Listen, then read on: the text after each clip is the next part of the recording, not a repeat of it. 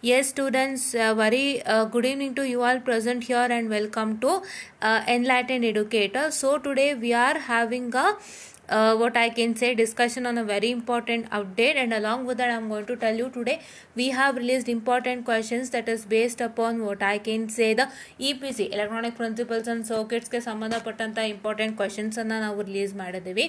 So ನೀವು ಅದನ್ನ check ಮಾಡ್ಕೊಳ್ಳಿ, ವಿಡಿಯೋನ ದಯವಿಟ್ಟು ಯೂಸ್ ಮಾಡ್ಕೊಳ್ಳಿ. ಮಾಡೆಲ್ 5 and 3 ಗೆ ರಿಲೀಸ್ ಆಗಿದೆ. ಆ್ಯಂಡ್ ಇನ್ನೊಂದೇನು ಹೇಳೋಕೆ ಇಷ್ಟಪಡ್ತೀನಿ ಅಂತ ಹೇಳಿದ್ರೆ, ಆ ಕ್ವಶನ್ಸ್ ಎಕ್ಸಾಮಿಗೆ ಬರುತ್ತೆ 100% ಶೋರ್ ಗೈಸ್. ಅದೇ ಕ್ವಶನ್ ಎಕ್ಸಾಮಿಗೆ ಬರುತ್ತೆ, ಬೇರೆ ಯಾವುದು ಬರಲ್ಲ. So problems we can't give assurance because numbers will be the change ಅಲ್ವಾ, ನಂಬರ್ಸ್ ಅಲ್ಲಿ ಚೇಂಜಸ್ ಇರುತ್ತೆ. So but the type of problem will be the same, but the numbers are different. So please to make sure that ನಿಮಗೆ ಎಷ್ಟು problems ಮಾಡಿಸಿದ್ದಾರೆ with respect to class A, class B, class C and class AB and all, and with respect to what I can say the D to A converter ಆಗಿರ್ಬೋದು ಅಥವಾ monostable multivibrator or stable multivibrator ಮೇಲೆ ಏನು ಪ್ರಾಬ್ಲಮ್ಸ್ನ ಮಾಡಿಸಿದ್ದಾರೆ ಅದನ್ನೆಲ್ಲ ನೀವು ಓದ್ಕೊಳ್ಳಿ, ನಿಮ್ಗೆ ಅದೇ ಖಂಡಿತ ಬರುತ್ತೆ ಆಯ್ತಾ. ನಾನು ಹೇಳಿರೋ ಕ್ವಶನ್ಸ್ ಅಷ್ಟೇ ಬರುತ್ತೆ, ದಯವಿಟ್ಟು ಅದನ್ನು ಓದ್ಕೊಳ್ಳಿ. ಆ್ಯಂಡ್ ಇನ್ನೊಂದು ಇಂಪಾರ್ಟೆಂಟ್ ಅಪ್ಡೇಟನ್ನು ಹೇಳೋಕೆ ಇಷ್ಟಪಡ್ತೀನಿ. ಸೊ ಏನಂತ ಹೇಳಿದ್ರೆ, ಸೊ ಇಲ್ಲಿ ಒಂದು ಕಾಮೆಂಟ್ ಇದೆ ನನಗೆ ಕೇಮಾ ಪ್ರಾಬ್ಲಮ್ ಮೇಲೆ, ಮ್ಯಾಮ್ ನಾಟ್ ಅಂಡರ್ಸ್ಟ್ಯಾಂಡಿಂಗ್ ಅಂತ ಕಾಮೆಂಟ್ ಇದೆ. ಸೊ ಒಂದು ಸಣ್ಣ ರಿಕ್ವೆಸ್ಟ್ ನನ್ನ ಕಡೆಯಿಂದ guys, it's a very small request, humble request from my side. Because ನೀವೀಗ ಡೈರೆಕ್ಟ್ ಆಗಿ ಮ್ಯಾಮ್ ನಾಟ್ ಅಂಡರ್ಸ್ಟ್ಯಾಂಡಿಂಗ್ ಅಂತ ಮೆಸೇಜ್ ಹಾಕ್ಬಿಡ್ತೀರಾ. ಸೊ ನೀವು ಹಾಕೋದ್ರಲ್ಲಿ ಏನೂ ತಪ್ಪಿಲ್ಲ, ಬಿಕಾಸ್ ಏನು ಅಂತ ಹೇಳಿದ್ರೆ, ಸೊ ನಿಮಗೆ ಡೌಟ್ ಇದೆ ಅಂದರೆ you are free to ask the doubts, ಹೌದಾ. ಬಟ್ ನಮಗೇನು ಅಂತಂದರೆ, ನೀವು ಕೇಳೋ ಡೌಟ್ಸ್ ನಮಗೆ ಗೊತ್ತಾಗಬೇಕಲ್ವಾ. If you say ma'am not understanding, there are many things that we have to think it out, right? ನಾವು ಯಾವ್ಯಾವ ಆ್ಯಂಗಲ್ ಅಲ್ಲಿ ಯೋಚನೆ ಮಾಡ್ಬೋದು ಅಂದರೆ, ಒಂದು ಇಡೀ ಟಾಪಿಕ್ ಅರ್ಥ ಆಗಿಲ್ಲ ಅಂತ ಅನ್ಕೋಬಹುದು, ಇಲ್ಲ ಅಂತಂದ್ರೆ ಯಾವುದೋ ಒಂದು ಪಾರ್ಟ್ ಅರ್ಥ ಆಗಿಲ್ವೇನೋ ಅಂತ ಅನ್ಕೋಬಹುದು. If you are not understanding any of the part in that particular video, so ನೀವು ಅಟ್ಲೀಸ್ಟ್ ಅದೇನೋ ಟೈಮಿಂಗ್ ಎಲ್ಲ ಬರುತ್ತಂತಲ್ಲ, you will get a timing right when you commented. ಎಷ್ಟೋ ಕಾಮೆಂಟ್ಸ್ಗಳನ್ನ ನಾನು ನೋಡಿದ್ದೀನಿ, ಆ ಕಾಮೆಂಟ್ಸ್ ಅಲ್ಲಿ ಅದು ಟೈಮಿಂಗ್ ಅನ್ನ ಹಾಕಿ ಅವರು ಆ ಪಾರ್ಟ್ ಅಲ್ಲಿ ಅರ್ಥ ಆಗಿಲ್ಲ ಅಂತ ಹೇಳಿರ್ತಾರೆ. 22:18, ಇವಾಗ ನಂದು 40 minutes ಅಂದ್ರೆ 22:18 ಅಂತ ಒಂದು ಗ್ರೀನ್ ಕಲರ್ ಅಲ್ಲಿ ಅದು ಬ್ಲೂ ಅಲ್ಲಿ ಇರುತ್ತೆ 22:18 ಅಂತ. ಅದ್ರ ಜೊತೆಗೆ ಒಂದು ಕಾಮೆಂಟ್ಸ್ ಅನ್ನ ಅವರು ಹಾಕಿರ್ತಾರೆ, ಈ ಟೈಮಿಂಗ್ ಅಲ್ಲಿ ನಮ್ಗೇನೋ ಗೊತ್ತಾಗ್ಲಿಲ್ಲ ನೀವು ಮಾಡಿದ್ದು ಅಂತ, ಆ ತರ ಎಲ್ಲ ಹಾಕಿರ್ತಾರೆ. ಸೊ ಆ ತರ ಟ್ರೈ ಮಾಡಿ, ಇಲ್ಲ ಅಂತಂದ್ರೆ ನಿಮ್ಗೆ ಯಾವ್ದಾದ್ರು ಒಂದು ಪಾರ್ಟ್ ಗೊತ್ತಾಗಿಲ್ಲ ಅಂದ್ರೆ ದಯವಿಟ್ಟು ಈ ಪಾರ್ಟ್ ನಮಗೆ ಗೊತ್ತಾಗ್ಲಿಲ್ಲ ಮ್ಯಾಮ್, ಇಲ್ಲಿ ನನಗೆ ಅರ್ಥ ಆಗ್ಲಿಲ್ಲ ಅಂತ ಹೇಳಿ, ಆಯ್ತಾ. ಸೊ ಅದು ಹೇಳಬೇಕು ಅಂತಂದ್ರೆ ನಾನು ಹೇಳದ್ನಲ್ಲ ಈಗ ಟೈಮಿಂಗ್, ಅದನ್ನ ಉಪಯೋಗಿಸ್ಕೊಳ್ಳಿ. ಸೊ ನೀವು ಆ ಟೈಮಿಂಗ್ ಅನ್ನ ಮೆನ್ಷನ್ ಮಾಡಿ, 22:18 seconds ಅಥವಾ 25 ನಿಮಿಷದಲ್ಲಿ ನಾನು ಏನ್ ಮಾಡ್ತಾ ಇದೀನಿ ಅದು ಗೊತ್ತಾಗಿಲ್ಲ ಅಂದ್ರೆ ಜಸ್ಟ್ ಪುಟ್ 25th minute ಅಂತ ಅಲ್ಲಿ ಹಾಕ್ಬಿಟ್ಟು ನೀವು ಕಾಮೆಂಟ್ ಅನ್ನ ಹಾಕಿ. ಸೊ ಅವಾಗ ನಾನು ಕ್ಲಿಕ್ ಮಾಡಿದಾಗ ಬ್ಲೂ ನಲ್ಲಿ ಇರುತ್ತೆ, ಸೊ ಬ್ಲೂ ನಲ್ಲಿ ಕ್ಲಿಕ್ ಮಾಡಿದಾಗ ನನಗೆ ಎಲ್ಲಿ ಅಂತ ಗೊತ್ತಾಗುತ್ತೆ. ನಾನು ಈಸಿಯಾಗಿ ನಿಮ್ಗೆ ಒಂದು ಏನಂತ ಹೇಳ್ತಾರೆ, I can reply to your comments, ಆಯ್ತಾ. ಸೊ ಇದು ನಾನು ಎಲ್ಲರಿಗೂ ಹೇಳ್ತಾ ಇದ್ದೀನಿ, it is in general for all. I am not telling that you should not put any comments ಅಂತ. ನೀವು ಕಾಮೆಂಟ್ಸ್ ಹಾಕ್ಬಾರ್ದು ನಾನು ಹೇಳ್ತಾ ಇಲ್ಲ. ನಾನು ಹೇಳ್ತಾ ಇರೋದು ಏನಂತ ಹೇಳಿದ್ರೆ, ಒಂದು ಕಾಮೆಂಟ್ ಹಾಕುವಾಗ ನೀಟಾಗಿ ನಿಮ್ಗೆ ಎಲ್ಲಿ ಗೊತ್ತಾಗ್ತಾ ಇಲ್ಲ, ಯಾವ ಪಾರ್ಟ್ ಗೊತ್ತಾಗ್ತಾ ಇಲ್ಲ, ಎಲ್ಲಿ ನಿಮ್ಗೆ ಪ್ರಾಬ್ಲಮ್ ಅನ್ನಿಸ್ತಾ ಇದೆ ಅದನ್ನ ಕಾಮೆಂಟ್ ಹಾಕಿ ಗೈಸ್. ಯಾಕೆಂದ್ರೆ ಸೊ ನೀವು ಅಂಡರ್ಸ್ಟ್ಯಾಂಡಿಂಗ್ ಅಂತ ಹಾಕ್ಬಿಟ್ಟಾಗ ನಾವು ತುಂಬಾ ತರ ಯೋಚನೆ ಮಾಡ್ತೀವಿ ನಾವು. ಸೊ ನಮ್ಗೆ ಏನ್ ಹೇಳ್ಬೇಕು ಅಂತ ಸಡನ್ ಆಗಿ ಗೊತ್ತಾಗೋದಿಲ್ಲ. ಸೊ ನನಗೆ ಆಲ್ರೆಡಿ ಹೋಲ್ ಪ್ರಾಬ್ಲಮ್ ಮಾಡಿದ್ದೀನಿ, ನಿಮ್ಗೆ ಹೋಲ್ ಪ್ರಾಬ್ಲಮ್ ಅರ್ಥ ಆಗಿಲ್ಲ ಅಂತಂದಾಗ ಸೊ ನಾವು ಅದನ್ನ ಮತ್ತೆ ಮಾಡ್ಬೇಕು ಅಂದ್ರೆ ಅದು ತಿರ್ಗಾ 2 times ಆಗ್ಬಿಡುತ್ತೆ ವಿಡಿಯೋ ಒಂದು. ಆಮೇಲೆ ಇನ್ನೊಂದೇನು ಅಂತ ಹೇಳಿದ್ರೆ, ನಿಮ್ಗೆ ಯಾವ್ದಾದ್ರು ಒಂದು ಪಾರ್ಟ್ ಅಲ್ಲಿ ನಿಮಗೆ ಗೊತ್ತಾಗಿಲ್ಲ ಅಂತಂದಾಗ ಸೊ ಅದು ನಮಗ್ ಗೊತ್ತಾಗೋದಿಲ್ಲ. If you don't mention only, we can't understand in which part you are suffering, which part ನಿಮ್ಗೆ ಅರ್ಥ ಆಗ್ತಿಲ್ಲ ಅಂತ ನೀವು ಮೆನ್ಷನ್ ಮಾಡದೆ ಹೋದ್ರೆ ನಮಗೆ ಗೊತ್ತಾಗಲ್ಲ ಗೈಸ್. ಸೊ ದಯವಿಟ್ಟು ಮೆನ್ಷನ್ ಮಾಡಿ, ಮೆನ್ಷನ್ ಮಾಡಿಬಿಟ್ಟೆ ನಮಗೆ ಕರೆಕ್ಟಾಗಿ ನೀವು ಇನ್ಫಾರ್ಮೇಶನ್ ಕೊಟ್ರೆ ಸೊ ಅವಾಗ ನಮಗೆ ನೀಟಾಗಿ ಗೊತ್ತಾಗುತ್ತೆ, ಈ ಸ್ಟೂಡೆಂಟ್ಗೆ ಈ ಪಾರ್ಟಲ್ಲಿ ಗೊತ್ತಾಗ್ತಾ ಇಲ್ಲ, ಸೊ ನಾವು ಈ ಪಾರ್ಟಿಂದ ಏನು ಡೌಟ್ ಇದೆ ಅದನ್ನ ಕ್ಲಿಯರ್ ಮಾಡ್ಬೋದು ಅಂತ ನಮಗೆ ಗೊತ್ತಾಗುತ್ತೆ ಗೈಸ್. ಸೊ ಹಂಗಾಗಿ ನಾನು ನಿಮಗೆ it's a humble request student. So ನನ್ನ ಕಡೆಯಿಂದ ಒಂದು ತುಂಬಾ ರಿಕ್ವೆಸ್ಟ್ ಮಾಡ್ಕೋತಾ ಇದ್ದೀನಿ, ಕಾಮೆಂಟ್ ಮಾಡುವಾಗ ಅಥವಾ ಡೌಟ್ಸ್ ಕೇಳುವಾಗ ಒಂದು ಸಿಸ್ಟಮ್ಯಾಟಿಕ್ ಆ್ಯಂಡ್ ನೀಟ್ ಮ್ಯಾನರ್ ನಮಗೆ ಹಾಕಿ ಕೊಡಿ, ಸೊ ಗೊತ್ತಾಗುತ್ತೆ ಆಯ್ತಾ.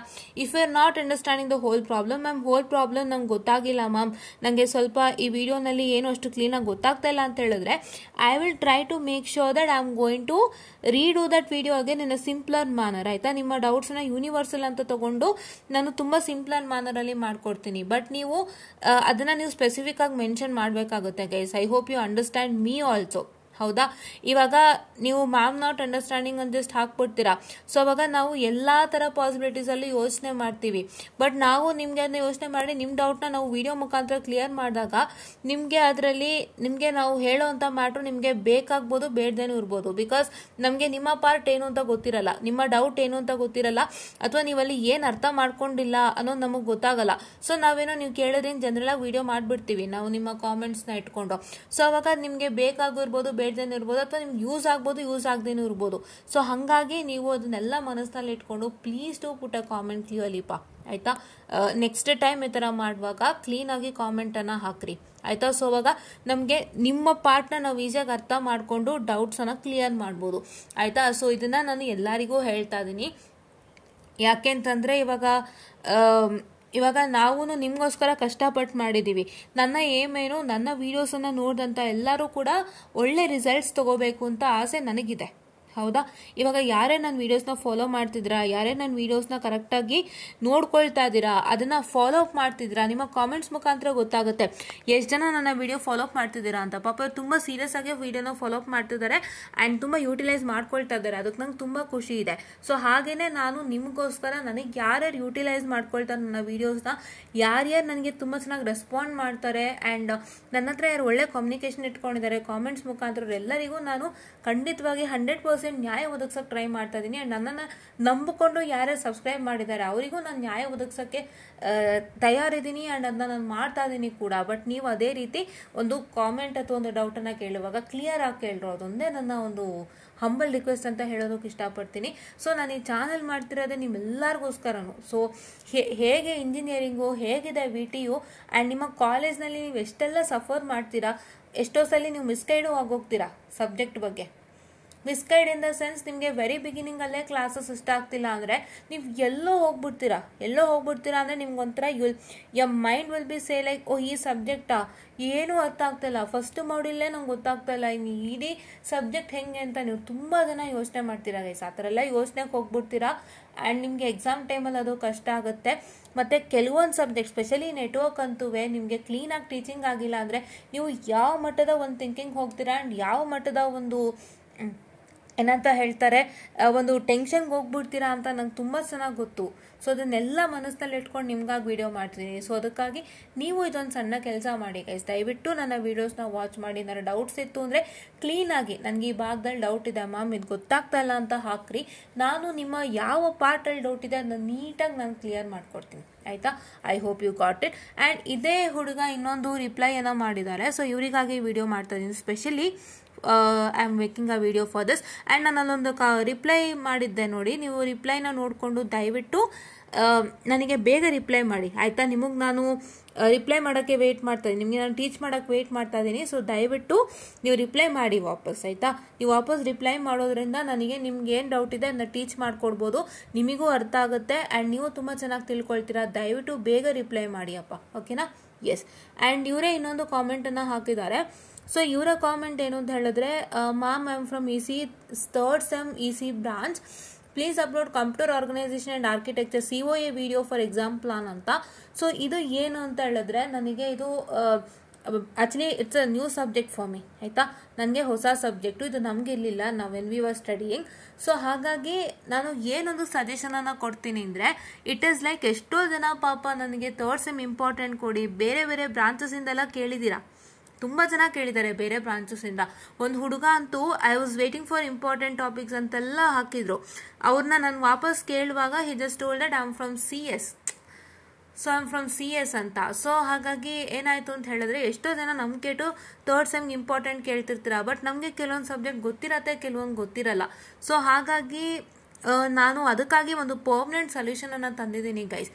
ನೀವೆಷ್ಟೋ ಜನ ಇಂಪಾರ್ಟೆಂಟ್ ಕ್ವೆಶನ್ಸ್ನೇ ನೆಚ್ಕೊಂಡಿದ್ದೀರಾ ಅಂತ ಗೊತ್ತು, ಅವರೆಲ್ಲರಿಗಾಗಿ along with for this particular guy also making a video, right? Okay.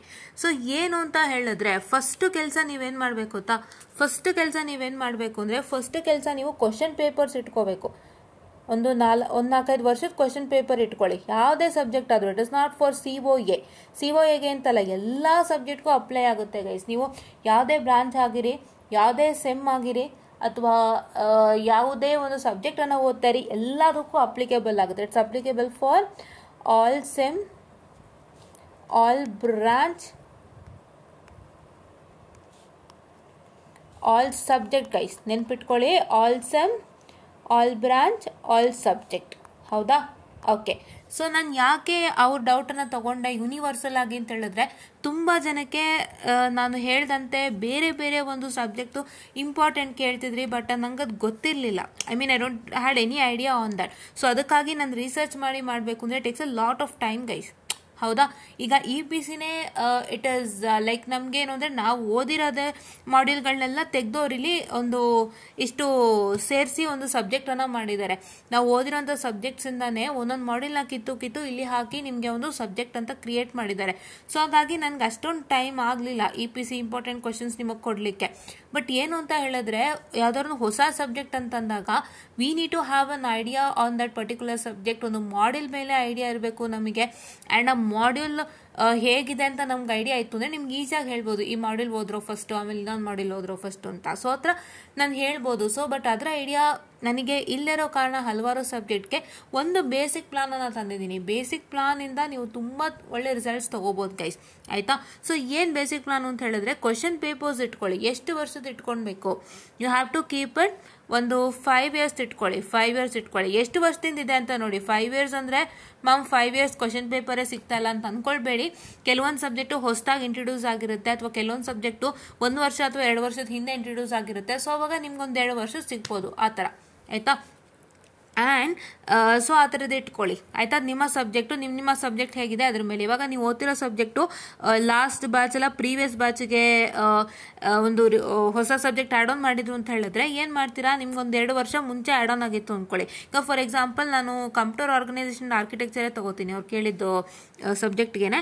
So ಆ ಸಬ್ಜೆಕ್ಟ್ ಬಂದು 18 ಸ್ಕೀಮಲ್ಲಿ ಆ್ಯಡ್ ಆಗಿರೋವಂಥದ್ದು. ಸೊ 18 ಸ್ಕೀಮಲ್ಲಿ ಆ್ಯಡ್ ಆಗಿದೆ ಅಂತ ಹೇಳಿದ್ರೆ 18 ಸ್ಕೀಮ್ ಸ್ಟೂಡೆಂಟ್ಸ್ಗೆ it is like 2000 what I can say 2019ಗೆ ಅವರು 3rd ಸೆಮಿಸ್ಟರ್ಗೆ ಬಂದರು 18 ಸ್ಕೀಮ್ ಸ್ಟೂಡೆಂಟ್ಸು. ಸೊ 2019ಇಂದ ಅವರಿಗೆ ಸ್ಟಾರ್ಟ್ ಆಯಿತು ಯಾವುದು, computer organisation and architecture subject. So ಅವಾಗಿಂದ ಟಿಲ್ 23, 2019 ಟಿಲ್ 24 ಅಂತ ನೆನ್ಕೊಳ್ಳಿ. 2019 ಟಿಲ್ 24ವರೆಗೂ ಎಷ್ಟು ಕ್ವಶನ್ ಪೇಪರ್ ಸಿಗುತ್ತೋ ಅಷ್ಟನ್ನು ಕಲೆಕ್ಟ್ ಮಾಡ್ಕೊಳ್ಳಿ.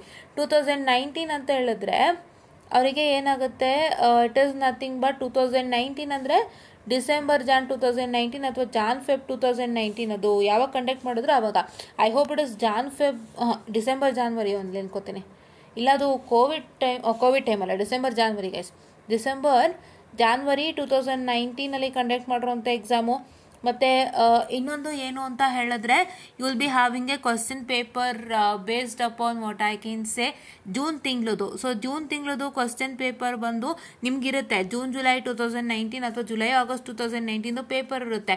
ಯಾಕೆಂದರೆ ನಿಮಗೆ ಕೊರೋನಾ ಪಾಸ್ ಮಾಡುವಾಗ ಬ್ಯಾಕ್ಲಾಗ್ನೆಲ್ಲ ಪಾಸ್ ಮಾಡಿಲ್ಲ. ಸೊ ಹಂಗಾಗಿ ಒಂದು COAದು ಬ್ಯಾಕ್ಲಾಗ್ ಪೇಪರ್ ಇದ್ದೇ ಇರುತ್ತೆ. That is December January 2020 guys, not 2019. I am very sorry for the distraction. 2020 ಕರೆಕ್ಟಾಗಿ ಗಮನ ಇಟ್ಟು ನೋಡ್ಕೊಂಬಿಡಿ. 2019 ಅಲ್ಲಿ ಅವರು ಅಂದರೆ 2019 ಆಗಸ್ಟ್ ಅಥವಾ ಸೆಪ್ಟೆಂಬರ್ಗೆ 3rd ಸೆಮಿಗೆ ಬರ್ತಾರೆ 18 ಸ್ಕೀಮ್ ಸ್ಟೂಡೆಂಟ್ಸು. ಅವರಿಗೆ ಆವಾಗ COA ಇಂಟ್ರೊಡ್ಯೂಸ್ ಆಯಿತು, computer organisation and architecture. So ಆವಾಗ ಅವರು ಡಿಸೆಂಬರ್ ಜಾನ್ 2020 ಅವರು ಫಸ್ಟ್ ಪೇಪರ್ ಕೊಡ್ತಾರೆ, ಹೌದಾ? ಆ್ಯಂಡ್ ಸೆಕೆಂಡ್ ಪೇಪರ್ ಬಂದು ಜುಲೈ ಆಗಸ್ಟ್ 2020 ಪೇಪರಲ್ಲಿ ಅವ್ರಿಗೆ ಏನಾಗುತ್ತೆ ಅಂತ ಹೇಳಿದ್ರೆ ಬ್ಯಾಕ್ಲಾಗ್ಸ್ ಎಲ್ಲ ಪ್ರಮೋಟ್ ಮಾಡಲ್ಲ. So they have to write the paper. So ಅದೊಂದು ಪೇಪರ್ ಸಿಗುತ್ತೆ. ಹಾಗೆ ನಿಮಗೆ 2024 ತನಕ ಎಷ್ಟು ಪೇಪರ್ ಸಿಗುತ್ತೆ COAದು ಅಷ್ಟನ್ನು ನೀವೇನು ಮಾಡ್ತೀರಾ ಅಂದರೆ ಕಲೆಕ್ಟ್ ಮಾಡ್ಕೊಳ್ತೀರಾ. ಎಷ್ಟು ಸಿಗುತ್ತೋ ಅಷ್ಟು ಕಲೆಕ್ಟ್ ಮಾಡಿ ಗೈಸ್. ನಿಮಗೆ 1 ಸಿಗುತ್ತೋ, 2 ಸಿಗುತ್ತೋ, 3 ಸಿಗುತ್ತೋ, 4 ಸಿಗುತ್ತೋ, ಬೇಡ, ಕಲೆಕ್ಟ್ ಮಾಡ್ಕೊಳ್ಳಿ. ಕಲೆಕ್ಟ್ ಮಾಡ್ಕೊಂಡು ಏನು ಮಾಡ್ತೀರಾ, ಎಲ್ಲ ಇಂಪಾರ್ಟೆಂಟ್ ಕ್ವಶನ್ಸನ್ನು ನೀವು ನೀಟಾಗಿ ಗುರ್ತು ಮಾಡ್ಕೊಳ್ತೀರಾ. Need to write all the question paper questions in one paper. ಅದು ಹೇಗೆ ಮೆನ್ಷನ್ ಮಾಡ್ಕೋಬೇಕು, what you have to do as you have to what I can say mention module 1 M1 module 1 ಅಂತ ಮೆನ್ಷನ್ ಮಾಡಿ, module 1 questions ಎಲ್ಲ ಬರೀತೀರಾ.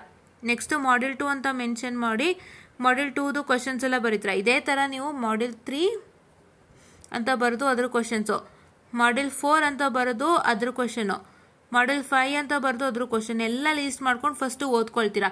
Because ಆ ಕ್ವಶನ್ಸೇ ನಿಮಗೆ ಮೇಜರಾಗಿ ಎಕ್ಸಾಮಿಗೆ ಬಂದ್ಬಿಡತ್ತೆ. So ಹಂಗಾಗಿ ಅಷ್ಟು ಕ್ವಶನ್ನು ಓದ್ಕೊಳ್ತೀರಾ. ಓದ್ಕೊಂಡ್ಮೇಲೆ ನೀವೇನು ಮಾಡ್ತೀರಾ ಅಂದರೆ you have to just scan with the syllabus of each and every module. First syllabus scan ಮಾಡಿದಾಗ ನಿಮಗೆ ಯಾವುದಾದ್ರೂ ಒಂದು ಟಾಪಿಕ್ ಮಿಸ್ ಆಗಿತ್ತು ಅಂದರೆ ಅದನ್ನು ಓದ್ಕೊಳ್ಳಿ, ಬಿಡಬೇಡಿ ಆಯಿತಾ. ಸೊ ಈ ಥರ ಒಂದು ಪ್ಲ್ಯಾನ್ ಮಾಡಬೇಕು. ಏನು ಮಾಡಬೇಕು, ಎಲ್ಲ ಮಾಡ್ಯೂಲ್ದು ಕ್ವಶನ್ ಪೇಪರ್ ಕ್ವಶನ್ಸ್ ಎಲ್ಲ ಮಾಡ್ಯೂಲ್ದು ನೀವು ಲಿಸ್ಟ್ ಔಟ್ ಮಾಡ್ಕೊಳ್ತೀರಾ. ಹೇಗೆ, ಈ ಥರ ನಾನು ಹೇಳಿದ್ನಲ್ಲ, module 1 questions, module 2 questions, module 3 questions, module 4 questions and 5 questions. ಅದಾದಮೇಲೆ ನೀವೇನು ಮಾಡ್ತೀರಾ ಅಂದರೆ ನೀವು ಓದಕ್ಕೆ ಕೂತ್ಕೊಳ್ತೀರಾ. ಓದಕ್ಕೆ ಕೂತ್ಕೊಂಡಾಗ ನೀವೇನು ಮಾಡಬೇಕು, ನೀವು according to the easiest module start ಮಾಡಬೇಕು. ಹೇಗೆ ಸ್ಟಾರ್ಟ್ ಮಾಡ್ತೀರಾ, you will start with easy, medium and difficult. ನಾನು ಯಾವಾಗಲೂ ಅದೇ ಹೇಳೋದು, ಈಸಿ, ಮೀಡಿಯಮ್ ಆ್ಯಂಡ್ ಡಿಫಿಕಲ್ಟ್ ಅಂತ ಸ್ಟಾರ್ಟ್ ಮಾಡಿದ್ರೆ ಈಸಿ ಮಾಡ್ಯೂಲ್ ಬಂದು ನಿಮ್ಮ ಇಡೀ ಸಬ್ಜೆಕ್ಟ್ದು ಕಾನ್ಫಿಡೆನ್ಸ್ ಬೂಸ್ಟ್ ಅಪ್ ಮಾಡುತ್ತೆ. ಇಡೀ ಸಬ್ಜೆಕ್ಟಿಗೆ ಸಂಬಂಧಪಟ್ಟಂತೆ ನಿಮಗೆ ಏನು ಬೇಸಿಕ್ ಕಾನ್ಫಿಡೆನ್ಸ್ ಬೇಕು ಅದನ್ನೆಲ್ಲ ನಿಮ್ಗೆ ಏನು ಮಾಡ್ಕೊಂಡು ಹೋಗುತ್ತೆ, ಬೂಸ್ಟ್ ಅಪ್ ಮಾಡ್ಕೊಂಡು ಹೋಗುತ್ತೆ. ಆ್ಯಂಡ್ ಎರಡನೇದು ಮೀಡಿಯಮು ಸ್ವಲ್ಪ ಹಂಗೆ ಬೂಸ್ಟ್ ಅಪ್ ಮಾಡುತ್ತೆ. ಡಿಫಿಕಲ್ಟ್ ಏನು ಅಂತ ಹೇಳಿದ್ರೆ ಅಟ್ ದ ಲಾಸ್ಟ್ ನಿಮ್ಗೆ ಇಟ್ಕೊಳ್ಳೋದ್ರಿಂದ ಏನಾಗುತ್ತೆ ಅಂದರೆ ನೀವು ಸ್ವಲ್ಪ ಒಂದು ತಕ್ಕ ಮಟ್ಟಕ್ಕೆ ಸಬ್ಜೆಕ್ಟ್ದು ಒಂದು ಭಯದಿಂದ ಪಾರಾಗ್ಬೋದು. ಡಿಫಿಕಲ್ಟ್ ಮಾಡ್ಯೂಲೇ ತಗೊಂಡಾಗ ನಿಮ್ಗೊಂಥರ ಹಿಂಸೆ ಅನಿಸುತ್ತೆ, ಟೆನ್ಷನ್ ಅನಿಸುತ್ತೆ, ಅರ್ಥ ಆಗಲ್ಲ, ತುಂಬ ಕಷ್ಟ ಆಗ್ತಿದೆ ಅಂತ ಒದ್ದಾಡ್ತೀರಾ. ಅವಾಗ ಏನಾಗುತ್ತೆ, ನಿಮಗೆ ಬೇರೆ ಮಾಡ್ಯೂಲ್ ಮೇಲೆಲ್ಲ ಆಸಕ್ತಿ ಹೊಟ್ಟೋಗುತ್ತೆ.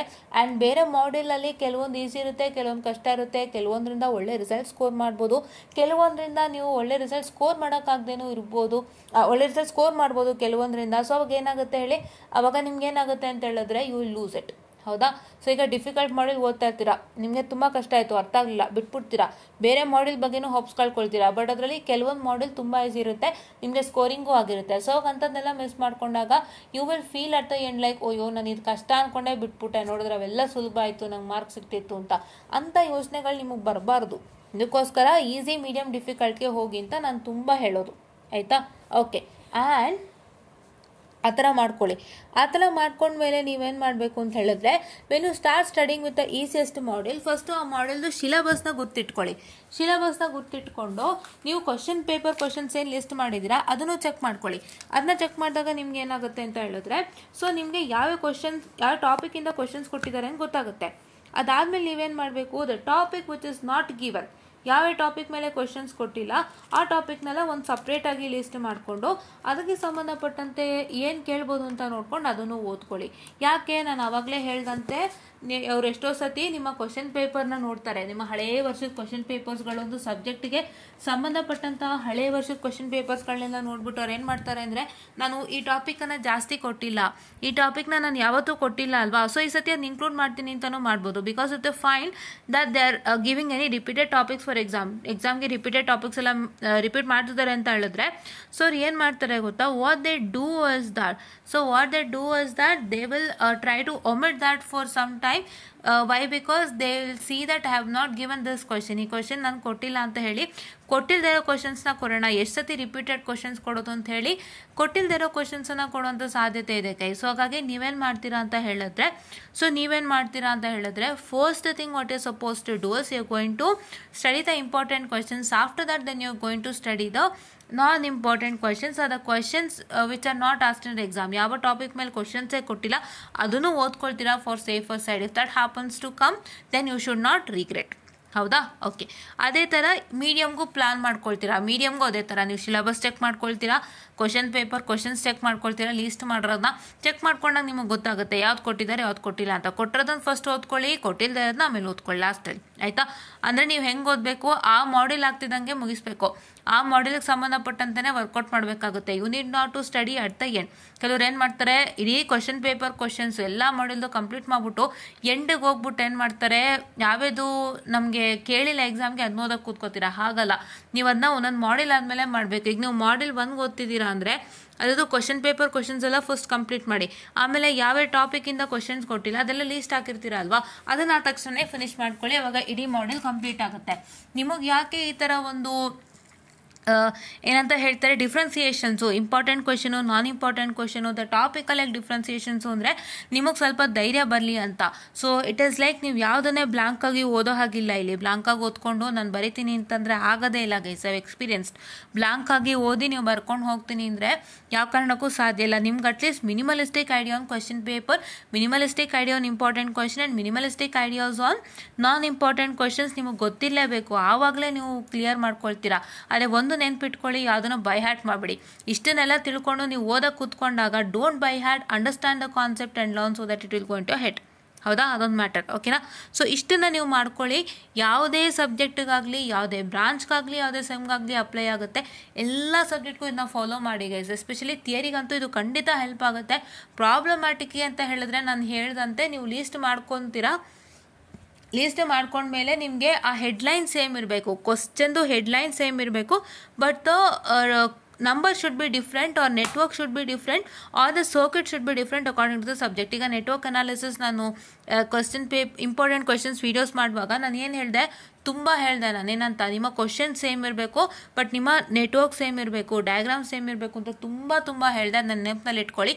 ಯಾವ್ದಾದ್ರು problematic subject without diagram problematic subject ಅಂದರೆ EMFT ಆಗಿರ್ಬೋದು, ಇಂಜಿನಿಯರಿಂಗ್ ಎಲೆಕ್ಟ್ರೋಮ್ಯಾಗ್ನೆಟಿಕ್ಸ್ ಆಗಿರ್ಬೋದು, ಅಥವಾ EM ವೇವ್ಸ್, ಅದನ್ನು ಹಾಗೆ ಕರೀತಾರೆ, ಫೀಲ್ಡ್ ಥಿಯರಿ, EMFT, ಒಳಗಿನ್ಸೆ engineering electromagnetics or EM waves ಅಂತ ಕರೀತಾರೆ. ಸೊ ಈ ಸಬ್ಜೆಕ್ಟ್ ಆದರೆ ನಿಮಗೆ ಡಯಾಗ್ರಾಮ್ ಇರಲ್ಲ ಗೈಸ್. ನಿಮ್ಗೆ ಏನಿರುತ್ತೆ, ಡೈರೆಕ್ಟಾಗಿ ಒಂದು ನಂಬರಿಂಗನ್ನು ಕೊಟ್ಟಿರ್ತಾರೆ. ಸೊ ನೀವು ಲೆಕ್ಕ ಸಾಲ್ವ್ ಮಾಡ್ತೀರಲ್ವ. ಸೊ ಅಂಥ ಕ್ವಶನ್ಸ್ಗಾದರೆ question should be the same but the numbers should be different. ಅದನ್ನ ನೋಡಿಕೊಂಡು ವರ್ಕ್ಔಟ್ ಮಾಡ್ಕೊಳ್ಳಿ, ಆಯಿತಾ? ಸೊ ನೀವು ಇದೇ ಥರ ಅದಕ್ಕೂ ಪ್ರೋಸೆಸ್ ಫಾಲೋ ಮಾಡಬೇಕಾಗುತ್ತೆ. ಪ್ರಾಬ್ಲಮ್ ಸಬ್ಜೆಕ್ಟ್ಗೂ ಸೇಮ್ ಪ್ರೋಸೆಸ್, ಥಿಯರಿ ಸಬ್ಜೆಕ್ಟ್ಗೂ same process, what I told you. But what you have to do is that you are going to see through the questions properly and work it out according to problem and theory. ಥಿಯರಿಗಾದರೆ ಏನು ಬರ್ದಿದ್ದೀರಾ ಅದನ್ನೇ ಓದ್ಬಿಡ್ತೀರಾ. ಪ್ರಾಬ್ಲಮ್ಗಾದರೆ ನೀವೇನು ಮಾಡ್ತೀರಾ, list ಹಾಕಿರೋ questions ಎಲ್ಲ ಒಂದ್ಸತಿ ಓದ್ಕೊಂಡು ಅದರಲ್ಲಿ ಏನು ಕಾನ್ಸೆಪ್ಟ್ ಇದೆ ಅಂತ ಅರ್ಥ ಮಾಡಿಕೊಂಡು ಅದಾದಮೇಲೆ ನೀವೇನು ಮಾಡ್ತೀರಾ ಅಂತ ಹೇಳಿದ್ರೆ ಅದೇ ಥರದ್ದು ಬೇರೆ ಬೇರೆ ಕ್ವಶನ್ಸ್ಗೆ ನಾವು ಹುಡ್ಕೊಂಡು ಹೋಗ್ತೀರಾ. ಸೊ ಅವಾಗ ತುಂಬ ಹೆಲ್ಪ್ ಆಗುತ್ತೆ. ಇದಿಷ್ಟನ್ನು ಮಾಡ್ಕೊಳ್ಳಿ ಗೈಸ್. ಇಷ್ಟೇ ನಿಮ್ಮ ಇಂಪಾರ್ಟೆಂಟ್ ಕ್ವಶನ್ಸು, ಇನ್ನೇನೂ ಇಲ್ಲ. ನಿಮ್ಮ ಇಂಪಾರ್ಟೆಂಟ್ ಕ್ವಶನ್ಸು ನಿಮ್ಮ ಕ್ವಶನ್ ಪೇಪರೇ. ತುಂಬ ಜನ ಅನ್ಕೋಬೋದು, ಯಾರೋ ಇಂಪಾರ್ಟೆಂಟ್ ಕೊಡ್ತಿದ್ದಾರೆ ಮ್ಯಾಮ್, ಇದು ಕೊಟ್ಟಿದ್ದಾರೆ, ಅದು ಕೊಟ್ಟಿದ್ದಾರೆ, ಇದು ಕೊಟ್ಟಿದ್ದಾರೆ ಅಂತ. ಅವರೆಲ್ಲ ಇಂಪಾರ್ಟೆಂಟ್ ಕೊಡೋದೇ ನಿಮ್ಮ ಕ್ವಶನ್ ಪೇಪರಿಂದ ಮಾತ್ರ, ಇನ್ನೆಲ್ಲೂ ಕೊಡಲ್ಲ. ನಿಮಗೇನೋ ಒಂಥರ ನೀವೇನು ಅಂದ್ಕೊಳ್ತೀರಾ, ಅವ್ರು ಇಂಪಾರ್ಟೆಂಟ್ ಕೊಡ್ತಾರಂತೆ, ಅದನ್ನು ನಾವು ಅದಕ್ಕೆ ಕಾಯ್ತಾ ಇದ್ದೀನಿ ನಾನು, ಅವ್ರು ಇಂಪಾರ್ಟೆಂಟ್ ಕೊಟ್ಟಿದ ತಕ್ಷಣವೇ ಏನು ಮಾಡ್ತೀನಿ, ನಾನು ಓದ್ಕೊಂಡು ಪಾಸ್ ಆಗ್ತೀನಿ ಅಂತ ಹೇಳ್ತೀರಾ. ಬಟ್ ಅವ್ರು ಏನು ಕಷ್ಟಪಡ್ತಾರೆ ಅಂತ ನಿಮ್ಗೆ ಐಡಿಯಾ ಇದೆಯಾ? ಖಂಡಿತ ಇಲ್ಲ. ಅವ್ರು ಏನು ಕಷ್ಟಪಡ್ತಾರೆ, ಇವಾಗ ನಾನೇ ಇಂಪಾರ್ಟೆಂಟ್ ಕೊಡ್ತಾ ಇದ್ದೀನಿ, ಬೇರೆ ಯಾರ್ದು ಬೇಡ. I don't want any others because I don't want to speak about any others. ನಾನೇ ನಿಮ್ಗೆ ಇಂಪಾರ್ಟೆಂಟ್ ಕೊಡ್ತಾ ಇದ್ದೀನಲ್ವಾ. ನಾನೇನು ಕೊಡ್ತಾ ಇದ್ದೀನಿ, ಕ್ವಶನ್ ಪೇಪರ್ನ ನಿಮಗೆ ರಿವ್ಯೂ ಮಾಡಿ ಎಲ್ಲ ಕ್ವಶನ್ ಪೇಪರಿಂದನೂ I am picking a question which is very important for exams and giving ಅಲ್ವಾ. ಸೊ ಅದು ನೀವೇ ಮಾಡ್ಕೋಬೋದು ಈಸಿಯಾಗಿ. ನಾನು ಅದನ್ನ ಏನಕ್ಕೆ ಮಾಡ್ತಾ ಇದ್ದೀನಿ ಅಂತ ಹೇಳಿದ್ರೆ, not for views and not for likes or not for amount. So ಏನಕ್ಕೆ ಮಾಡ್ತಾ ಇದ್ದೀನಿ ಅಂತ ಹೇಳಿದ್ರೆ, ನಾನು ನಿಮಗೆ ಹೆಲ್ಪ್ ಆಗಲಿ ಅಂತ ಮಾಡ್ತಾ ಇರೋದು ಗೈಸ್. ನಿಮಗೆ ಹೆಲ್ಪ್ ಆಗಲಿ ಅಂತ ಮಾಡ್ತಾ ಇರೋದು, ನಿಮಗೆ ಹೆಲ್ಪ್ ಆಗಲಿ, ನಿಮ್ಗೊಂದು ನೀಟಾಗಿ ಗೈಡೆನ್ಸ್ ಸಿಕ್ಕಲಿ ಅಂತ ನಾನು ಮಾಡ್ತಾ ಇರೋದು. ಸೊ ಅದೇ ಥರ ನೀವು ಬೇರೆ ಸಬ್ಜೆಕ್ಟು ನನಗೆ ಗೊತ್ತಿಲ್ಲದೆ ಇರೋವಂಥದ್ದು ಯಾವ್ದಾದ್ರು ನೀವು ಕೇಳಿತ್ತು ಅಂತ ಹೇಳಿದ್ರೆ ಆ ಸಬ್ಜೆಕ್ಟ್ಗಳಿಗೆಲ್ಲ ನೀವು ವರ್ಕೌಟ್ ಮಾಡ್ಕೊಳ್ಳಿ ಗೈಸ್. ಇದೇ ಥರ ಪ್ಲ್ಯಾನ್ ಮಾಡಿ, ಆಯಿತಾ? ಸೊ ಇಂಪಾರ್ಟೆಂಟ್ ಕ್ವಶನ್ಸ್ ಅಂದರೆ ಕ್ವಶನ್ ಪೇಪರ್ ಕ್ವಶನ್ಸ್ ಮಾತ್ರ, ಬೇರೆ ಯಾವುದು ನಿಮ್ಮ ಇಂಪಾರ್ಟೆಂಟ್ ಆಗೋಕ್ಕೆ ಸಾಧ್ಯನೇ ಇಲ್ಲ. ನಿಮ್ಮ ಇಂಟರ್ನಲ್ ಕ್ವಶನ್ಸ್ ಆಗಿರ್ಬೋದು, ಇಲ್ಲ ನಿಮ್ಮ ಎಕ್ಸಾಮಿನೇಷನ್ ಕ್ವಶನ್ಸ್ ಆಗಿರ್ಬೋದು. ಸೊ ಅವೇ ಇಂಪಾರ್ಟೆಂಟು, ಅವನ್ನೇ ಓದ್ಕೊಳ್ಳಿ. Those are all important, nothing others is important guys. Important questions ಅಂದರೆ ದಯವಿಟ್ಟು ತಲೆನಲ್ಲಿ ಹಾಕೊಂಬಿಡಿ, ಬೇರೆ ಏನು ಯೋಚನೆ ಮಾಡಬೇಡಿ. QP questions, question paper questions of past years and IA question papers, ನಿಮ್ಮ ಕಾಲೇಜ್ನಲ್ಲಿ ಕೊಡುವಂಥ ಇಂಟರ್ನಲ್ ಕ್ವಶನ್ ಪೇಪರ್ಸ್ ಗೈಸ್. ಇದಿಷ್ಟು ಇಂಪಾರ್ಟೆಂಟು, ಇದನ್ನೇ ಓದ್ಕೊಳ್ಳಿ. ನೀವು ಅದ್ಯಾಕೆ ಒಳ್ಳೆ ಮಾರ್ಕ್ಸ್ ತೆಗಿಯಲ್ಲ ಅಂತ ನಾನು ನೋಡ್ತೀನಿ ಅಂತ ಹೇಳ್ತಾ, so you will get a very good result guys. ತುಂಬ ಒಳ್ಳೆ ರಿಸಲ್ಟ್ ಸಿಗುತ್ತೆ. ಟ್ರೈ ಔಟ್ ಮಾಡಿ, ಮೆಥಡಾಲಜಿನ ಬರೆದಿಟ್ಕೊಂಡು ಇವಾಗಿಂದನೇ ಓದೋಕ್ಕೆ ಸ್ಟಾರ್ಟ್ ಮಾಡಿ guys. Don't believe on any others that they provide important questions. ಇಂದ ನೀವೇ ಮಾಡ್ಕೋಬೋದು. ನೀವೇ ಮಾಡಿದಾಗ ನಿಮ್ಗೆ ಇನ್ನೊಬ್ರು ಕಷ್ಟ ಗೊತ್ತಾಗುತ್ತೆ, ನಾವೆಷ್ಟು ಕಷ್ಟಪಟ್ಟು ಮಾಡ್ತೀವಿ ಅನ್ನೋದು ನಿಮಗೆ ಗೊತ್ತಾಗುತ್ತೆ. ಸೊ ಹಾಗಾಗಿ ಆ್ಯಂಡ್ ನಿಮಗೆ ಏನಾಗುತ್ತೆ ಅಂದರೆ, if you are in short of important questions or if you're in short of any materials or topic or if you're in short of any videos, ಇವಾಗ ಅದೊಂದು ಸಬ್ಜೆಕ್ಟ್ಗೆ ವೀಡಿಯೋಸು ಇಲ್ಲ, ಟೆಕ್ಸ್ಟ್ ಬುಕ್ಕು ಸಿಗ್ತಾ ಇಲ್ಲ, important questions ಸಿಗ್ತಾ ಇಲ್ಲ, ತುಂಬ ಕಷ್ಟ ಆಗ್ತಿದೆ ಅಂದಾಗ ಸೊ ನಿಮಗೆ ಒಂದು ಈ ಥರದ್ದೊಂದು ಐಡಿಯಾಲಜಿ ಬರುತ್ತಲ್ಲ, ಇದನ್ನು ಉಪಯೋಗಿಸ್ಕೊಂಡು ವರ್ಕೌಟ್ ಮಾಡೋದ್ರಿಂದ ತುಂಬ ಹೆಲ್ಪ್ ಆಗುತ್ತೆ ಗೈಸ್. ಸೊ ನೀವೇ ಇಂಡಿಪೆಂಡೆನ್ಸಿ ಕಲೀಲಿ ಅನ್ನೋ ಕಾರಣಕ್ಕೆ ಇದೊಂದು ಪ್ಲಾನನ್ನು ಕೊಟ್ಟಿದ್ದು. ಸೊ ಯಾರು ಕ್ವಶನ್ ಕೇಳಿದರೆ I hope you got it, ನೀವು ಹೇಗೆ ಇಂಪಾರ್ಟೆಂಟ್ ಕ್ವಶನನ್ನು ಹುಡುಕೊಂಡು ಮಾಡಬೇಕಾಗತ್ತೆ ಅಂತ. So as I had minimalistic idea, so ನಾನು ಇದಕ್ಕೆ ಇಂಪಾರ್ಟೆಂಟ್ ಕ್ವಶನ್ಸ್ನ ಕೊಡೋದಕ್ಕಾಗ್ತಿಲ್ಲ COAಗೆ. ದಯವಿಟ್ಟು ಅರ್ಥ ಮಾಡ್ಕೊಳ್ಳಿ, ನಾನು ಯಾವತ್ತೂ ಇಂಪಾರ್ಟೆಂಟ್ ಕ್ವಶನ್ಸ್ನ ಕೊಡುವಾಗಲೂ ಕೂಡ ಅಥವಾ ನಾನು ಯಾವತ್ತೂ ಇಂಪಾರ್ಟೆಂಟ್ ಕ್ವಶನ್ ನಿಮ್ಮ ಹತ್ರ ಡಿಸ್ಕಸ್ ಮಾಡುವಾಗ ನಾನು ಫಸ್ಟು ಲೆಸನ್ ಪ್ಲಾನನ್ನು ಹೊತ್ತು ತರ್ತೀನಿ. ನಾನು ಯಾವಾಗಲೂ ಹೇಳ್ತೀನಿ, ಈ ಮಾಡಲಿಂದ ಓದೋಕ್ಕೆ ಸ್ಟಾರ್ಟ್ ಮಾಡ್ರೋ, ಆಮೇಲೆ ಇದನ್ನು ಓದ್ರೋ, ಆಮೇಲೆ ಅದನ್ನು ಓದ್ರೋ, ಆಮೇಲೆ ಆ ಮಾಡ್ಯೂಲ್ ಓದ್ರೋ ಅಂತ ತರ್ತೀನಿ. ಸೊ ಆ ಥರ ಹೇಳ್ದೇನೆ ನಾನು ನಿಮ್ಗೆ ಇಂಪಾರ್ಟೆಂಟ್ ಕ್ವಶನ್ಸ್ ಕೊಡೋಕ್ಕಾಗಲ್ಲ guys. Don't just give you important question simply. ನಿಮಗೆ ಎಲ್ಲೋ ಕ್ವಶನ್ ಪೇಪರ್ ಇದೆ ನನ್ನ ಹತ್ರ, ಈಗ COAಗೆ ಸಿಗುತ್ತೆ ನನಗೆ, I will get it on Google ಅಲ್ವಾ. ನಾನು COA ಕ್ವಶನ್ ಪೇಪರ್ ಸಿಗುತ್ತೆ, ಅದನ್ನೆಲ್ಲ ನಾನು ಏನು ಮಾಡ್ತೀನಿ, ಅದನ್ನೆಲ್ಲ ನಾನು ತೊಗೊಂಡು ಎಲ್ಲ ಕ್ವಶನ್ಸು ಬರೆದು ಗೈಸ್ ಇದಿಷ್ಟು ಇಂಪಾರ್ಟೆಂಟ್ ಕ್ವಶನ್ಸ್ ಅಂತ ನಾನು ಸುಲಭವಾಗಿ ಹೇಳ್ಬೋದು. ಬಟ್ ನಾನು ಆ ಕೆಲಸ ಮಾಡಲ್ಲ. ಯಾಕೆ ಗೊತ್ತಾ?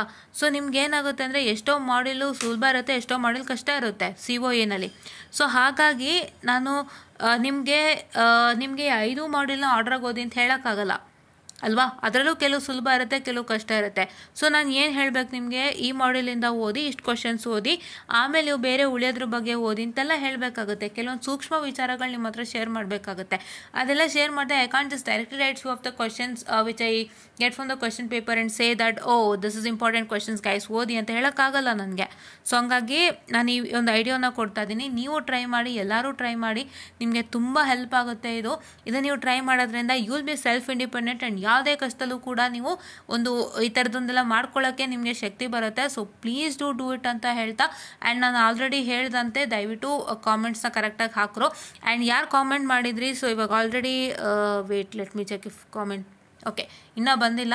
ಸೊ ಯಾರು ಕಾಮೆಂಟ್ ಮಾಡಿದ್ದೀರಾ ದಯವಿಟ್ಟು ರಿಪ್ಲೈ ಮಾಡಿ ಅಪ್ಪ, ದಯವಿಟ್ಟು ರಿಪ್ಲೈ ಮಾಡಿ. ನಿಮ್ಮ ಡೌಟನ್ನು ಇವತ್ತೇ ಕ್ಲಿಯರ್ ಮಾಡ್ತೀನಿ, ದಯವಿಟ್ಟು ರಿಪ್ಲೈ ಮಾಡಿ. ಯಾವ ಪಾರ್ಟ್ ಅರ್ಥ ಆಗಿಲ್ಲ ಅಂತ ರಿಪ್ಲೈ ಮಾಡಿ, ಇಲ್ಲ ಹೋಲ್ ವಿಡಿಯೋ ಅರ್ಥ ಆಗಿಲ್ಲ ಅಂದರೆ ನಂಗೆ ಹೋಲ್ ವಿಡಿಯೋನೇ ಅರ್ಥ ಆಗಿಲ್ಲ ಅಂತ ಹೇಳಿ ನಾನು ಇನ್ನೂ ಚೆನ್ನಾಗಿ ಹೇಳ್ಕೊಡ್ತೀನಿ, ಸಿಂಪಲಾಗಿ ಅರ್ಥ ಮಾಡಿಸ್ತೀನಿ. ದಯವಿಟ್ಟು ಬೇಗ ಕಾಮೆಂಟ್ ಮಾಡಿ ಅಪ್ಪ. I am waiting to clear your doubt ಅಂತ ಹೇಳ್ತಾ I just want to session guys and thank you.